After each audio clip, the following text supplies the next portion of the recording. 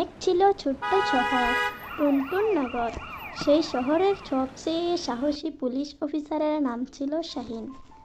সে শুধু একজন পুলিশ না, সে ছিল সুপার হিরোর মতো বুদ্ধিমান, দয়ালু আর ভীষণ দ্রুত। শহরের দোকান থেকে একটার পর একটা মাছ চুরি হতে লাগলো।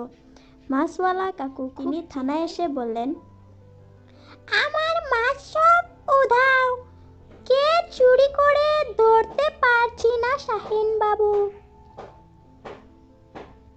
শাহিন হা হা করে হেসে বলল, চিন্তা করবেন না কাকু, আমি চোর ধরেই ছাড়বো। শাহিন ঘুরতে বেরোলো। হঠাৎ সে এক গলির মাথায় দেখতে পেল এক কালো বিড়াল। শাহিন ফিস ফিস করে বলল, এই তো সেই সন্দেহভাজন চোর। সে চুপি চুপি বিড়ালটার পিছু নিল। বিড়ালটা এক পুরনো বাড়ির নিচে ঢুকলো। দেখতে পেল অনেক মাছ জমা করে রাখা হয়েছে। শাহিন বলল, চোর বিড়াল, এবার তুই ধরা পড়েছিস। শাহিন সেই মাছগুলো ফেরত নিয়ে মাছওয়ালা কাকুকে দিল।